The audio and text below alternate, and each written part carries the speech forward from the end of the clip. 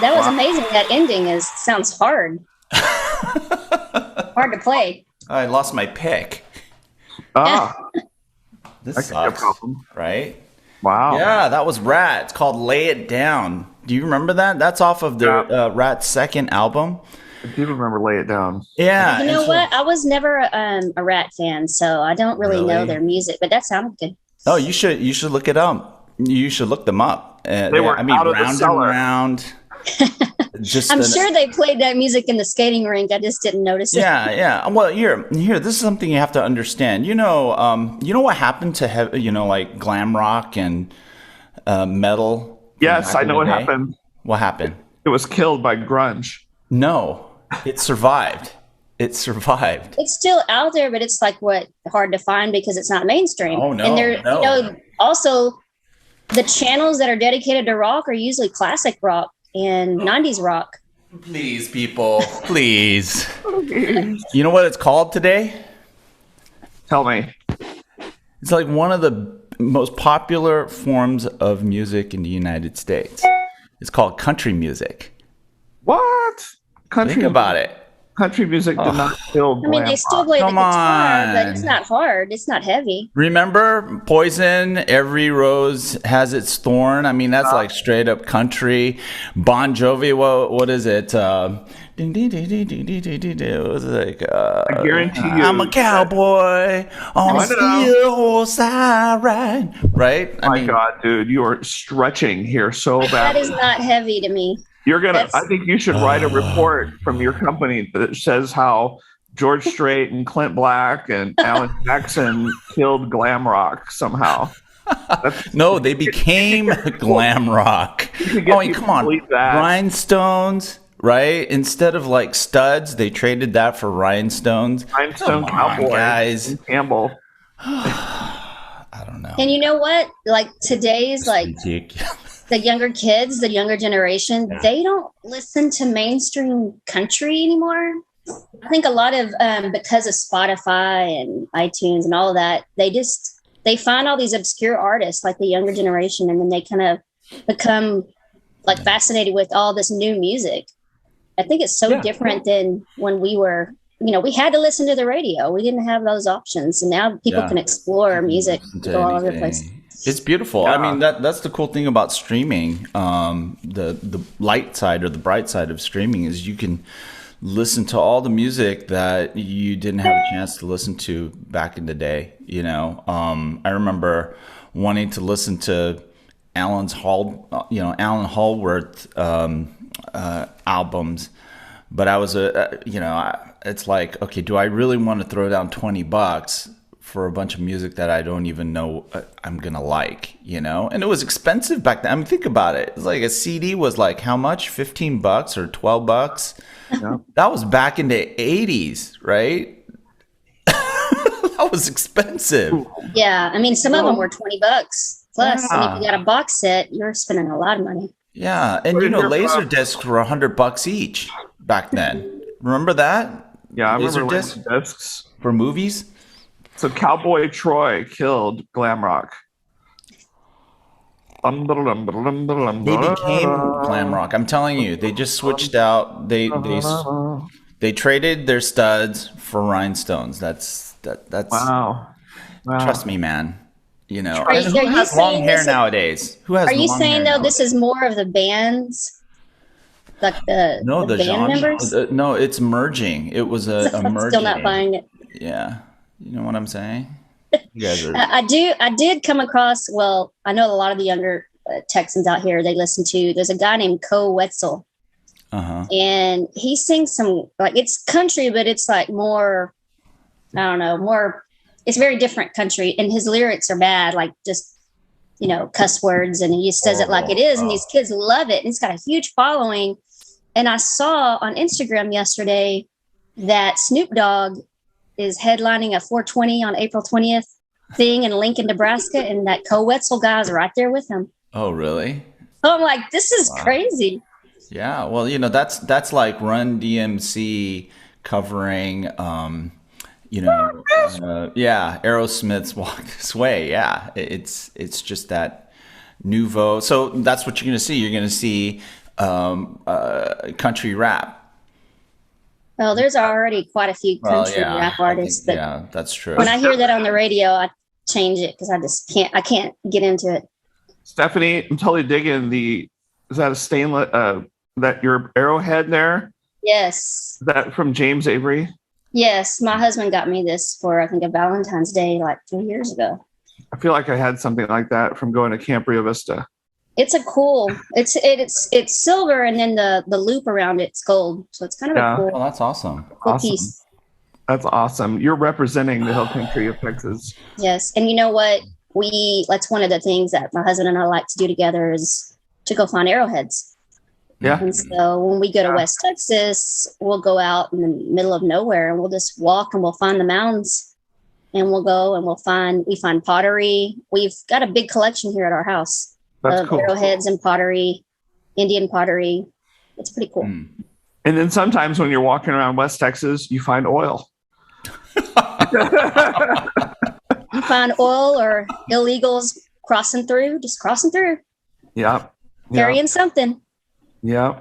There's that. Oof. They have, I think I told you guys they have those cams all over the place for the feeders. So they catch a lot of human foot traffic coming across, and the first thing they do is walk up to the camera and turn it off, unplug it, push it down. So they know what they're doing. Wow. So you're in Vegas. I'm in Vegas. Not in the new Rob Tiffany Consulting whatever it is. Offices, right? No. Watermelon sugar, whatever it is. Watermelon sugar. Yeah. Watermelon sugar. Yeah. Vegas got hit by that weird weather too. Yesterday was just like hurricane force winds. Really? Oh, it was insane. Yeah, it was pretty nuts. It was not the Vegas that you'd think of normally. It's kind of chilled out today though. But yeah, it was miserable, cold, wind, like 65-mile-an-hour winds between all the casino buildings and stuff like that. And you're just getting blown around. It's like, give a brother some help, Yeah. I'm just trying to walk from the Aria to the Cosmopolitan, okay? And I'm about to get blown down the street, I just want to get a drink under that big chandelier at the Cosmo, and I'm just getting blown down the street by all these hurricane force winds. So, the struggle was real for sure, Oh, to be Rob Tiffany. It's tough. It's tough. I don't know what it is to be Rob Tiffany. I'm trying to figure it out. I don't know what it is. Maybe I'll go being arrowheads and stuff in the hill country. I don't know. Consider yourself lucky, rather than having a brand tell you who you are and a title tell you who you are, you're going to discover who you are, at least for a moment. Yes, I'm going to go discover myself. For a time, right? As I drive across the country, Yeah. Isn't that what we've all been doing during the pandemic? We've been alone in our thoughts for a few years. It's horrible. No, we've had IoT Coffee Talk. So many people were like, I've been reading so many articles, and that's one of the reasons why people just didn't go back to work, or they quit, or they just took early retirement, because they were over it. They were overworking 60, 80-hour plus weeks. Yeah. And they were like, for what? Right. What does it all mean? Everybody's reevaluating what's going on in their lives. Yeah. Or just starting their own business. I mean, that's what a lot of folks are doing too. So, right. Yeah, they had record numbers of federal employment identification number filings during the first year of that pandemic. It just went crazy. Yeah. Wow. I think, anyway. What do we want to talk about today? Some of us are crazy enough to fly to Barca. Yeah. Shortly. This is and we may not get out. We have to go take a freaking test before we fly back to the U.S. Yeah. Oh, so you could get stuck if you have. You could get stuck. It turns out it's easier to get into Spain than to get out. Yeah. No one gets out alive. Yeah. It's like Hotel California. Exactly. And so it's like you look online and everything, I'm flying on Delta and it's like, it's smooth sailing. Yeah. I'm flying through Schiphol in Amsterdam, and Spain's just like, all you have to have is your proof of vaccination. You're golden, no problem, no quarantine, no proof of not having COVID. Schiphol Airport. It's like no problem if you're just passing through and you don't leave the airport and you do it within 1 day, you're golden. We don't care. But then coming back, you got to have a negative test. What is it? Is it 24 hours or what? 24 hours. Yeah, they don't even. So are they going to have testing sites up in the Mobile World Congress to help you guys out, or clinics. Where do you figure that out? Had to read the instructions or the guidance.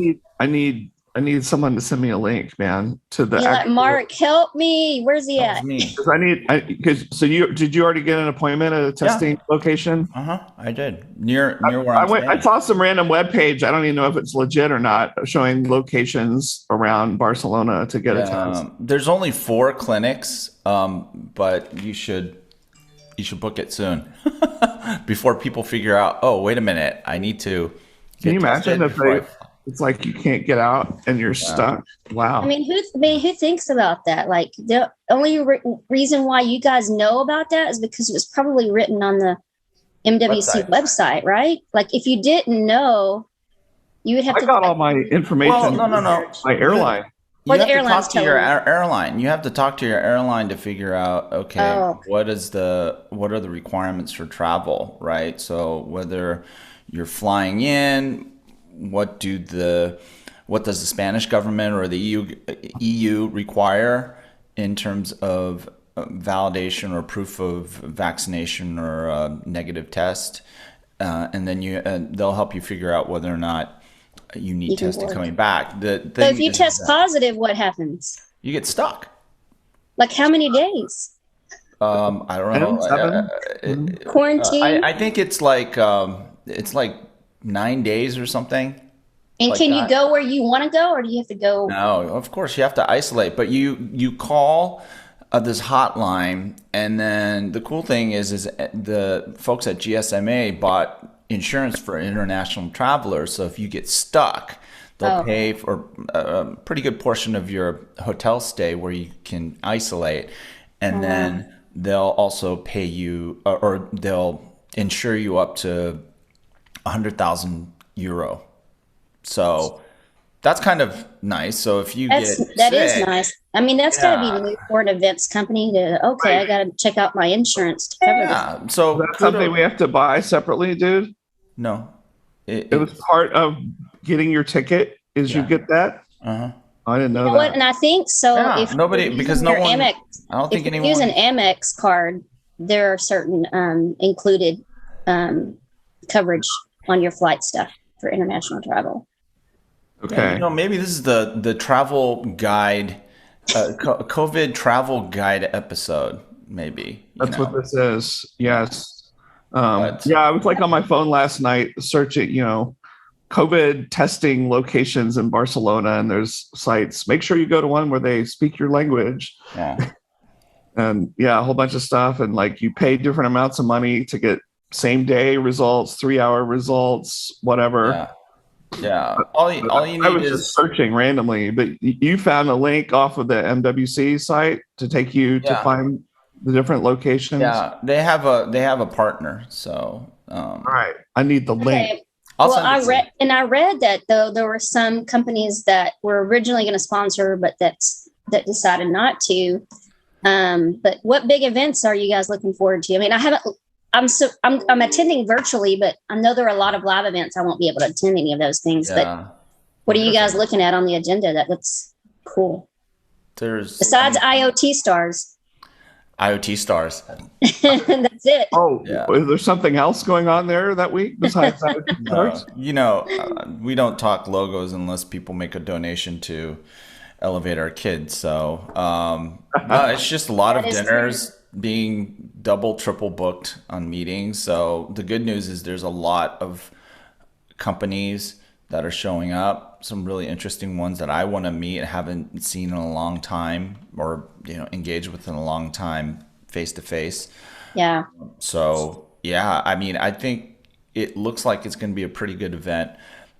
7 of the halls, they're using 7 of the halls. I don't know to what extent, because those halls are really big at Fira Barcelona, right? And my schedule is packed. I'm just trying to figure out if I have some time to just walk the halls and bump into some random cool stuff, which is always the fun thing, Yeah, that's always my favorite thing to do, is just walk the halls and see what's new. For sure. I always also like going down to the old Fira Montjuic to the 4 years from now stuff. Yeah. I think that's cool. In fact, I remember thinking when they started doing that, however many years ago, I started looking more forward to looking at that than the stuff that Fira Gran Via, just because it was more bleeding edge, cool stuff. Startup stuff, right? I mean, just like really like these entrepreneurs pitching their ideas, and it's kind of different, right? It's a different vibe. It's kind of cool. Yeah. But I'm sure that you're going to drag me around with you to all these great dinners. Yeah. Tapas, Yeah. Inexpensive food, good wine. Stay off the main American strip over there. Everything else is great. Well, we have to get blackberry mojitos at Sarah 23, but that's where it begins. Is that on the main strip? No. Where all the apparently, according to Marc, it's like in like a ghetto part of Barcelona. Not ghetto to our standards, not a very good. Apparent, according to him. I don't care. It's like I don't know the difference. I mean, we don't know the difference. See, the last time I stayed very close to the water, like literally a block away. So I was a good distance away, and so we just randomly walked the thin, little alleyways and found little small hole in the walls, and every place that we ate, we were just like, this is insane, so good, so inexpensive. Like you can't go get a bottle of wine that tastes that good and eat that kind of food and walk away for $15. You just can't do that. I think you're right. That's kind of where my head's at. I know this is supposed to be about mobile, but I really, when I think back to my best memories being there, it's all the food and the wine, all the amazing dinners, all your friends having dinners late at night, stuff like that. That's what I remember. Really good breakfast too. Yeah. So is this becoming the food and wine episode of IoT Coffee Talk? Yeah, exactly. I have no idea what we're going to call this thing. So far, we're talking about a lot of weird stuff. I think we're going to be trying wine travel. We'll be trying a lot of different Tempranillos, and we'll be doing the Hadas Bravas and our chorizo and our bread with the tomatoes on the bread, right? And just so good. And you know what? You walk so much, you can eat and eat and eat, and it doesn't matter. Get a lot of steps. You do get a lot of steps. You're right. Don't even. I was hoping that it was only going to be like 2 or 3 halls. And it just kind of like MWC LA, where it was nice and easy to go from place to place. You didn't have to run 2 miles to get to your next meeting, or literally jump on a bus to go to wherever that place that they used to have the 4 years now. Yeah. Right. Because that was in a separate venue. Yeah. It was a pain in the butt, It's kind of like CES back in the day when horrible. I mean, you literally spend an hour going from one meeting to the next. Yeah, I never was like on time in any of my meetings at CES. It was just the way it was. They should just make it constrain the attendance in a number of exhibitors. It's just, Rob, that's one of the reasons why I like the IoT 6 events that we used to do.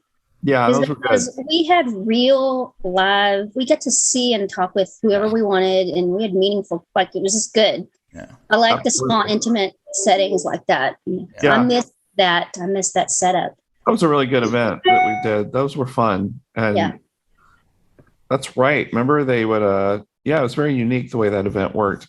I heard from Phil the other day, and he's like, we should catch up. And the last event I was planning for them before COVID hit, and of course everything canceled, was on edge computing. Wow. And 5G. Wow. And here we are talking about edge computing and 5G. So it's like weird. That was like the beginnings of business for like businesses were like, what is this? And what is 5G? And who cares? And absolutely. So I was in the middle of putting all of that agenda together. And then got the rug pulled out from under you. Shut down. I remember going to that thing for years. M6. I forgot all the names. I know we did infrastructure, we did smart cities, we did the agile enterprise. I liked that one. That one was fun. Those are the ones that I remember the most, but we did a couple of different ones on smart cities. Yeah. It was always cool though. Some cool location and there was a regular gang of people that I haven't seen, because I was doing that a long time ago, like Maribel Lopez, Brian Katz. All those guys. That were just kind of part of that gang. And then like all the CIOs that you would follow, because they're so good that they would be with the company forever, and then they would switch to another cool company. Yeah, for sure. For sure. For shizzle, in fact. Shizzle. Yeah. So I guess a lot of companies, I feel like the events companies that just didn't quite do virtual, they didn't know what to do. The ones that were already doing virtual, they just kind of pivoted and started doing a lot of that stuff. But now everyone's easing back into the live events, and some of those companies are no longer really operating the same way. So they're doing. I would not want to be in the events industry. So Stephanie, you've put out some big edge stuff here recently in the last 24 to 48 hours or so. What is that all about? What's going on with that? Yeah, so it's kind of cool. It's been a long time in the making. I swear we started this in the middle of last year, like putting the pieces together, figuring out this big survey. Well, I think the big thing is I see a lot of survey research out there, but most of the survey research that's out there, they've interviewed 100 people, right? And it's like, okay, so what? So I knew that if we were going to do this, we were going to go big. And so we did. And 5,000 business end users, 2,700 plus IT buyers and decision makers. And we made sure that they were buyers in IoT and edge computing, and not just a typical smartphone, IT network type stuff, but a little bit more. And so that's what we did. And we launched that survey, and it fielded in October and November, and a lot of background work in December. And now we've got the report out at businessedgereport.com. So it's out and live and available. HPE was a sponsor. Leonard has some mass intelligence piece in there that I think is really cool. It's not just the survey piece in the report, but there's some other little nuggets here and there. But a good chunk of it is the survey results. But the cool thing is it's just touching the surface, because what we gathered on that survey has so much more intelligence and just results by industry, by size of business, and by all kinds of other metrics that you can't just put all of it in the report. So a lot more to come from that research piece. So. That's awesome. Is it a secret, like the big headlines from it, or what? Maybe some takeaways, or people need to go buy the report to find out? Or no, we've got an executive summary people can download. They can put their information in, and they can download that for free. Yeah. So that's cool, and it has a lot of kind of what's in there. It shows you what's in the report, and kind of sets the stage for edge computing for businesses, is specifically focusing on industrial applications or business or enterprise or government applications. Staying away from the kind of definition of edge when it comes to edge network or the carrier definition of edge, because that's not necessarily as important for a business in terms of what they're doing with edge computing. So, we just kind of parsed out what is this? Why is this important for businesses and enterprises? And are they going to be purchasing it? How are they going to be applying it? What use cases are they going to really be leveraging this? And I think probably the biggest surprise was when they go out and they buy, and they're looking at what's important to me when I buy edge computing, or I'm looking at edge computing vendors and trying to figure out what I'm going to do. Security was number one in terms of a critical factor for edge computing, which to me was a little bit shocking. I think that a lot of businesses understand that the real-time intelligence piece is like vital, but security being up there in terms of a top indicator. I think the only thing I can think of is that businesses are just being inundated with press and media around breaches. A lot of that's tied to some of the IoT risks that are out there with connected devices. Yeah. And so they're not going to go about it without looking at that piece. And I think it's important, but right. That was really cool. But there's a lot of other nuggets in that. We probably should maybe do a future show to talk about that report and what some of the key findings were on that, because there's a lot of really good stuff I could chat about. And we all could chat about. But you're in there, Rob. You're in there. There's a quote with you in that report, so you are in that report. Get down with the edge, whether you know it or not. Whether you know it or not, you're on the site too. I want you to go to that site and find where you are. I got your picture. Check it out. Excellent. Awesome. What are you eating, Leonard? Muffin? These little French crackers. I don't know what they're called. I'm hungry. I just found it in the kitchen. So, and I'm having coffee because this is IoT Coffee Talk. So if anyone's wondering why are we called IoT Coffee Talk, is because we. I had my coffee earlier. I haven't left my hotel room yet this morning. I think, and there's not the Starbucks is under construction-ish at the base of Adara, so I have to walk out of here, go into Aria through the back part of Aria, walk all the way through Aria to the lobby part that connects to go to the Crystal shopping area where Louis Vuitton and everything is, and then there's that Starbucks and those little ball things. So there you go, folks. Or you can go to the breakfast bar. Or I can go to the breakfast bar and have them pour you some coffee. That's true. That's true. You know, the good thing about Vegas, I think it's probably the same reason we go to Mobile World Congress is a lot of people you want to see or meet with, they all are showing up here for some reason or other, and it just makes it convenient to meet a lot of people. Yeah. Exactly. Yeah, it's if you've been to Vegas like we have like a million times, it's like not as exciting to see everything because you've seen a lot of that stuff. Yeah. But good food, good wine, and you can go have great conversations in some of those nice places, and that's just, the setting is just really nice. And I don't know, and the weather is generally good. I mean, you can see the sun and it's blue now, so it's coming back to normal Vegas, what we would expect, right? Yeah. Although if you've been there when it's over 100 degrees and you're walking from one hotel to the next, it can be pretty brutal. You know what? I have a Vegas high temperature story for our audience that they're going to find compelling. You know, yes, when you stupidly go to Vegas, like in July or August or something like that, for some reason, and it's 115 or whatever, Fahrenheit. So I had this experience where it was time to leave to go home. And so, you go to McCarran Airport and getting on the plane, and we're about to leave. This was early afternoon, I guess, or maybe late morning or something. And you're in your seat and we're racing down the runway to take off. And it was the first experience I had where all of a sudden they reversed the engines and put on the brakes at the last minute and didn't take off.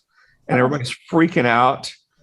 And you're like, what's going on? And we're like at the very end of the runway, almost overshot trying to fly, but didn't fly. And the pilot came on and said, we could not get enough lift under the wings. Someone needs to get off. Because the air is so thin when it's so hot.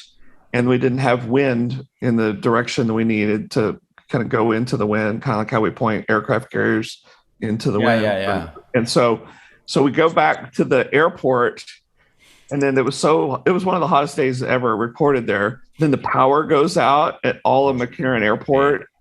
And so people are burning alive. We had to wait until late in that afternoon for temperatures and wind to get right so that the plane could actually get off of the ground. It's crazy. It's a lot of people don't realize about how air the heat. Yeah. My husband, he bought a helicopter and had to go pick it up in Anchorage or outside of Anchorage, and he flew it home. Well, of course, he's got to stop in Vegas, right? So yeah, of course, he's flying through, and he said the same thing. That it was, I guess it was during the I don't know, one of the hotter months. And he said that they had to, like, no matter what, they had to leave at an early enough time out of McCarran on the private side of the airport runway. He said they had to leave at an early time because if you wouldn't get airlift with that helicopter. And he said, not only that, because of all of the terrain surrounding, you got to go straight up, like fast and really. So he said that was probably one of the most dangerous, he's like, places to land and get out of the airport with that kind of helicopter. He said it was super scary. Oh, yeah. Oh. You're so right. Yeah, it's crazy. Hey, Marc, oh, my God. It's the leader and the founder of IoT Stars joining us today. We are so blessed. Hey. Wow. Hi. Are you already playing at IoT Bingo today? We should be, right? We should be. How do you I think we've already got a few on our game board if we thought about it. not sure how do you call what you do, a line or the whole bingo. I'm not sure. In Vegas, maybe Five you can across. practice. How you call it? Five vertical, horizontal, or diagonal. We'll need to play that.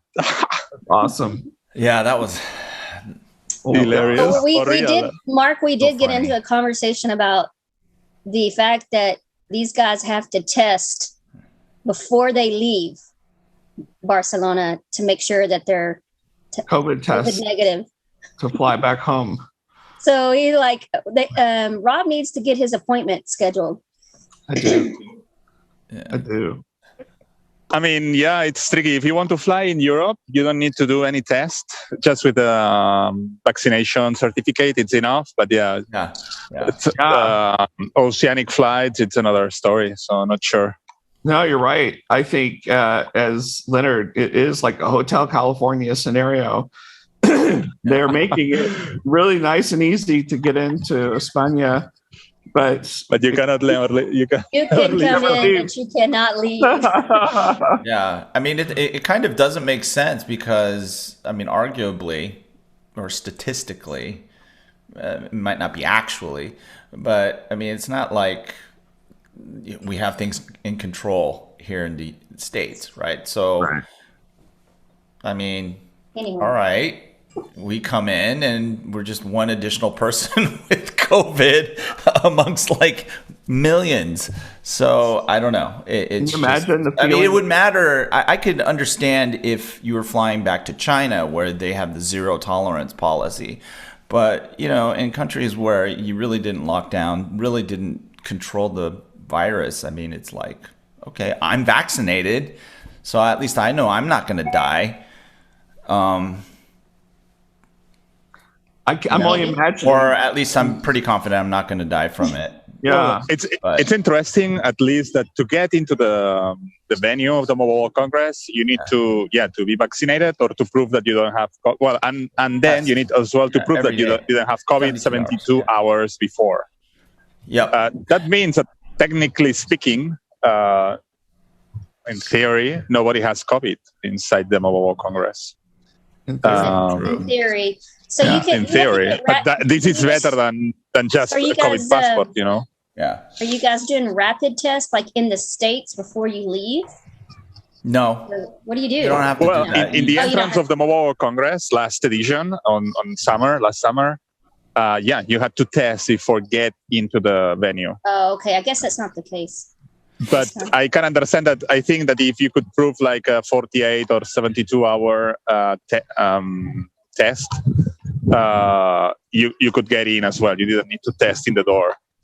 But I'm sure that this year it will be exactly the same. So on your mobile application, you have it red if you haven't submitted the last test, or you have it green if you tested and it's negative. You are negative. Well, like for my husband and I, we both got COVID at different times, and we never tested positive on the rapid tests. So we thought we had Omicron because they had my friends that work at Baylor. They said that they just had a high number of people that were testing negative on the rapid test, but positive later. Not on the rapid test, but what's the other test? The PCR test? Yeah. PCR. And so they were like, they just pretty much told all the staff at Baylor Hospital in Dallas, they were like, don't even, like if they have the symptoms and they have this long checklist of everything that sounds like COVID, don't listen to them if they say, I tested negative for the rapid test, because they're probably positive.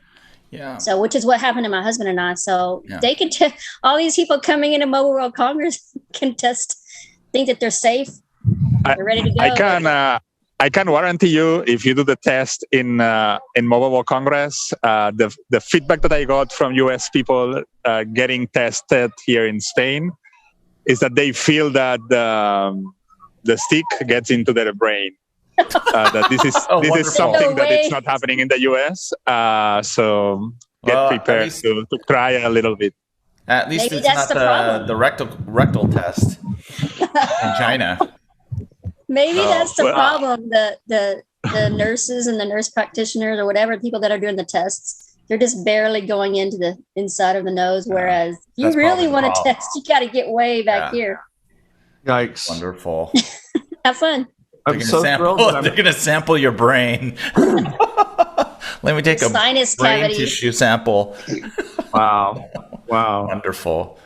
At IoT Stars, we took the same COVID policy as Mobile World Congress. So we will ask for the Mobile World Congress badge to everyone, if not to a negative test. Because at the end, the vaccination certificate, with Omicron, it doesn't work, right? The vaccine. So it's better to have a negative test from this morning than just the. Yeah. Sorry, go ahead. I said maybe it'll just help you stay out of the hospital and not be in a horrible shape. But of course. Of course. It's I don't say that the vaccination it's not important. What I say, it's better to prove that you are negative this morning than just prove that you get vaccinated. Yeah. I rather prefer to see that you are negative this morning. Right? Yeah. But Leonard, I don't know about you, but I was not asked to. We had to upload stuff. You had to upload your vaccine document, stuff like that. Yeah. But going into Spain and going into Mobile World Congress, it didn't mention anything about proving getting a test at the last. No, there's a confirmation that you do on a daily basis, and at least the way I read it, there's no requirement for you to take a test every day. You just affirm that you haven't been in contact with somebody who's had it. Huh? It's the trust system. Yeah. Well, I wish we had the trust system flying back out of there. I'm imagining that feeling of panic when people realize, oh my gosh, I have to get a test in order to go back home to the US. I think that's going to happen. That's why you're going to have to hurry up and make your appointment. Can you imagine? I mean, I think people are going to be so focused on that. You know what? The appointments were wide open. Okay. And I went and I registered. Now, Marc, I think I saw that you said they were lifting the mask mandate. So are you guys going to have to wear masks? I'm going to wear it. Event? Doesn't matter. I don't care. Indoor everyone wears mask. Outdoor it's not obligatory to wear a mask outdoor. I probably would be double masked if I was flying international. It's okay to have double mask, but as well on the Mobile World Congress website they say that you need to wear an FFP2 mask. Other masks are not allowed into the venue. No bandanas. You can't do it Texas style. Like Texas style. I mean, that's when I see that, I'm like, what is okay, whatever. But you can have an FFP2, right? And then something like advertising on the top, right? Or something like that. Go get your branded mask. Yeah, branded. I'm here in Vegas and there's no masks anymore. Indoor, no mask in the casinos. And oh my God. Yeah, that's crazy. But it's not that crowded though on the casino floor, is it? Because I had friends that went 2 weeks ago and they said it was like not bad at all. Yeah, it's starting to pick up. Business is picking up. There's a lot of people here now. Yeah. Man! Oh my God!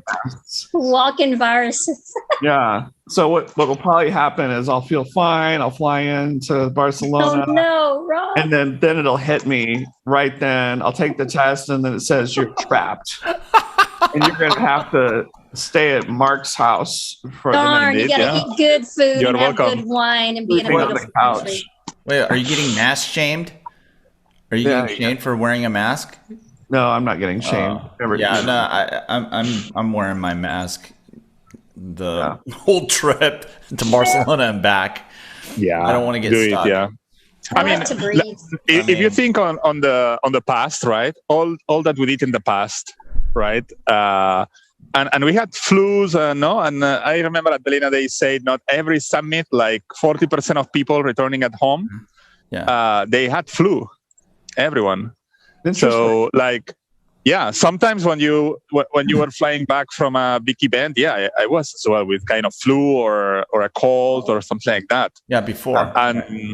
But I don't know. I never go out with you, but I can imagine drinking shots, sharing drinks and beers, and drinking from the same champagne bottle because we are successful IT entrepreneurs. What kind of parties do you go to? What kind of parties are you imagining? Oh, come on, Rob and me have been in parties like that, right? It sounds like y'all have big party plans. I'm jealous. So but I'm talking about the past. In the past, right? So we used to do that, right? And nobody cared, and people talk to you, 20 centimeters from your face, and that was not a problem. And now at least me, I realize like, wow, so we did things super wrong on bacteria or virus point of view. That would happen all the time. If I would be around a bunch of people and they had some cool looking cocktail, they were like, "You want to taste?" And I'd be like, "Sure," and I would taste it. But you try to look for the side that doesn't have like this big lipstick mark on, right? I mean, it's not like. So, Marc, IoT Stars is taking place at a different location this year, right? Exactly. Yeah, this time it's not at Estrella Dam. Estrella means a star, so it was a perfect match, actually. Yeah, it was. But they are busy, so we went to find another venue, which is super cool. Cool. It's a space for events, and it's in Poblano, which is like an industrial area with a lot of IT companies. Oh, cool. And it will be amazing. Is it near Sarah 23, kind of like in a shady area? You need to make reservations. Have you ever been there? You keep laughing and making fun of the fact that we actually had the courage to go into that neighborhood and find a cool restaurant off the beaten path. But did you find it, or you get a recommendation to go there? I got a recommendation. Okay. And then it's actually a hidden gem in Poblasek. It's inside the in Poblasek there are a lot of good restaurants. No, in Poblasek it's like the new place to open a restaurant. But one of my favorite restaurants was Tickets, which it was as well in Poblasek, but now it's closed. It's on Poblano, and later we can go for dinner if you want. Yeah. Actually, Luc Bernard, I don't know his surname.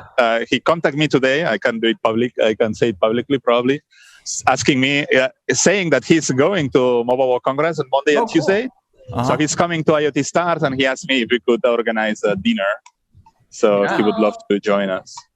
He's so nice. He tagged me yesterday, and someone was looking for a logo design, and he just, I guess I didn't know he knew that I did some of that stuff, and he tagged me, and I was like, that's so nice of him. I'm like, he is alive. There he goes. Everybody follows us. Are you kidding me? Love it. We're friggin' famous. I'm trying almost 400 followers on YouTube. Yeah. Actually, that's not that bad. I mean, if you look at other IoT shows... They're not really that busy. I should stop talking then if we have 400 followers. Oh, yeah. You should. You should really be quiet. Yeah. It's just that we have tons of content. And then we're kind of like Bitcoin. You have to mine for those coins, right? So you have to expend a lot of brain energy or mental energy to extract the super precious insights that we bring to the table every week. So Leonard, talking about analytics, which is the most viewed IoT Happy Coffee Talk video on YouTube? Yeah, let us know. It's easily the SmackDown. The SmackDown. So easily. That one got a lot of hype. 400 or 500 views. We had lots of hype, brother. Yes. Yeah. There was a lot of cool hype videos that happened before the fight. Oh my God. That was a fun, and that you're right, that week leading up to it. It was fun. Dude, I mean, I couldn't wait to see what y'all were gonna. You would back and forth. Oh my God. We basically just kind of ruined whatever reputations we had on LinkedIn of being a serious platform and not just ridiculous. Oh, I mean, literally, Aaron in his outfits. I'm like, yeah, oh my it was God. awesome. That was awesome. No, you don't understand. We're pioneers. Do you know what I'm saying? We are like 1883. We are super. Well, pioneers. if you can make something, a lot of people look at technology and they think nerds boring. So when you bring the fun in technology, people are more likely to listen to you and get excited about it. Yeah, I mean, there's a fine line between fun and insanity. And I think that's what Rob is talking about, is anyone who watches the beginning of each of our episodes must be thinking, okay, these guys are insane. I would never hire them. Exactly. I'm going to be living on the streets before I know it, But tough life. No, you're not, Rob. No, but hey, think about it. You know how much there's a huge appetite for real. There is. Trust me. That's why there's people who watch the show. If you knew that they watched the show, you'd be going, holy crap, why are they watching the show? And they get a lot out of it. So are there any stalkers? That's what I want to know. I don't. Someone that watches every single show and you're like, who is this? I hope so. You'll be surprised what kind of direct message feedback I get. But I don't know why people have to be so secretive. Yeah, I mean, I don't know why. That's the weird thing. Yeah, they don't want to. They don't want to like. They don't want to share. They just sit there and they do like this stealth binge watching. Have us like yapping and ranting in the background while they're making a lot of DMs and stuff from people. They'll watch an episode and they'll like go, wait, dude, that's not right at all. Or my company, I need to be on your show so I can pitch my company. We know how to do digital twins. You guys are idiots. Really? I'm sure that the haters on the blockchain stuff probably creates some hate. Yeah. No, not really. No, not. No, I get some people trying to troll, but they get, they stop pretty quick. Because they don't get very far. Let's put Leonard, it this way. They don't have answers. That's the problem. Leonard, you've been in the analyst world a long time, like I, and I guess Rob, and you guys have been around a lot of different analysts. But there, I know, all of you guys know, there are certain analysts, they will only chime in just to be negative, not to say anything insightful, because that's their MO. And I know a good handful of those that if they can start some confrontation. Leonard's like, that's me. But no, you've got something insightful to say, though, to back it up instead of just starting a fight and then kind of just watching and seeing what happens. That's different. I mean, come on. But go to some of all those live events that we used to go to, and it'd be a room full of analysts. And oh, God, that was always fun. Well, think about it. Yeah. The people that chimed up, they would be arguing with the executive. And I would just be like, that I don't get. Just don't even understand what I'm listening to. A lot of that going on. But. Usually I'm not arguing with them. I'm usually arguing with other analysts that have just, that are pumping the hype. That I have a big problem with. I don't know why. It just, But I can tell you lately, though, I've gotten to the point to where even though I'm like in this industry, I've been doing this for 20 years, tech, I'm actually, I'll be honest with you, I have ups and downs. Like lately I've been bored with it. Have you guys? I'm just like, this is more of the same, more of the same, more of the same. I'm like, I'm ready for I guess it's just we've been going through such a lull, but that new edge stuff kind of got me excited. But other than that, I'm like, the same conversations or meetings I'm having with people, it's just, I'm not excited about it.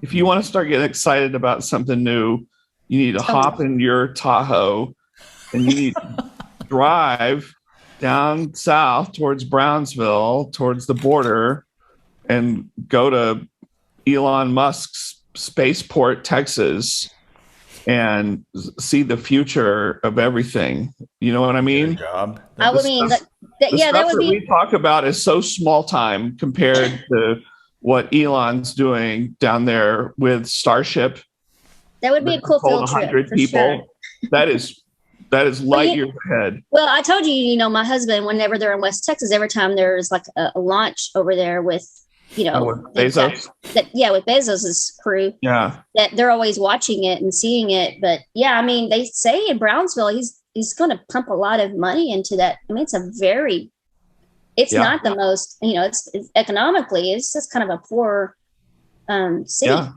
That's and good, though. it's going to pump in some economy, business deals, and they're going to make things nicer, offer all these new jobs. And so, yeah, but Absolutely. You're right. That's one of the reasons why I do that stuff with A&M, because I do get excited when I've got a couple of different things that I judge, and they're like innovators. It's new idea. There's an idea challenge. There's a startup challenge. I do all that stuff because I hear cooler like ideas and things that are happening than I do with the vendors that I speak with. So it's like, to me, that's like you were talking about that section at Mobile World Congress about 4 years ahead. I'm like, that stuff's that stuff gets you excited about the industry. Absolutely. We need more of that. And I think that it was a little bit stifled because of COVID and all those little cool events, the innovator type club events. Those things were quiet for a while. Now they're starting back up. Yeah. Like I said, 4 years from now became my favorite part of Mobile World Congress. I love going there. It's people creating new things, bleeding edge. It's not the same old giant telecom companies. Yeah. 4 years from now is where the action is. I love it. I love the energy there. It's great seeing all these young entrepreneurs taking risks, coming up with great ideas. Okay, I want to see some Facebook Lives from that, Rob. Yes. Or can you do video on LinkedIn now? They're starting to you can. They're starting to do little, because that would be cool just to see what you're seeing. Yeah, cover it like a reporter. They're supposed to have 5, millimeter wave, I think. Really? Yeah. Wow. Yeah. That's so cool. Maybe we'll experience some ridiculous speeds while we're there, instead of like the crappy speeds that we used to get in prior Leonard's years. Looking forward we used to scratch speed. our heads going, wait a minute, is this LTE? Come on, what the hell? Like, what, 2 megabits per second? That's like 2G. Marc, what should everybody expect this year at IoT Stars? You got a lot of big time people coming to present. That's cool. That's a very good question. So my expectations are to network, to meet up people again, face to face. So that's a huge expectation for me. So you can expect that, and expect the reality after 2 years with no IoT Stars, no real Mobile World Congress, to find to meet up other people who has failed and succeed on the IoT and share some lessons learned. Even if you fail, it's good to share your lessons learned. So I expect to find a lot of honesty and wow, what a you guys need to attend this and bring back all that energy and excitement back to a future IoT Coffee Talk, so I can find the love again for some of these areas that I'm just like yawning and Rob yawning. We gotta find some new energy. I think that it's just been a little boring. We're gonna find that new energy. Yeah. we didn't want to do another like talks and boring. So last IoT Stars, I think I tried to do like this big fight of having Sigfox and LoRaWAN together on stage to see what happened. That was good. On this one, we will try to get some secret sauces from companies to learn about their success and failure. Yeah, and as well, for me, the most important will be networking, to meet up again, people face to face. That's gonna be awesome. This is something that I really miss. I want to get a photo next to Marc so that I want to see how short I am. No, me, I'm 5'3". I am his child. Marc, are you 6'3"? Rob. 6'9". My child. 6'9". If I stood next to you, I'm 5'3". Yeah. Oh my gosh, that would be the best photo. And I would not wear my heels. I'd take them off just to see. I will prove that Leonard doesn't go with heels neither. Yeah. I will prove that I am the IoT asshole. How's that? I will deliver, I promise. Yeah. Inventor of IoT, Rob Tiffany. Okay, IoT guys, goddess, I gotta jump. I have to jump on some calls. So you have like real business. Like, don't forget to join me later with the Zedata. That's okay. Yeah, that's at noon Central, 10 a.m. Okay, cool. All right. What are you gonna talk about? Yeah, I better go register. Edge. Yeah. Okay, so it's the data. Of course, it's Edge. Yeah. All about the Edge. So to all of our IoT Coffee Talk listeners, have a good day. Subscribe. We'll see you in Barca next week. Subscribe, and we will see you next week in Barcelona. Barcelona, exactly. 3 of us. Broadcasting live. Yep. Hit that like button, and we'll see you next week. Bye. Adios. Bye. Adios.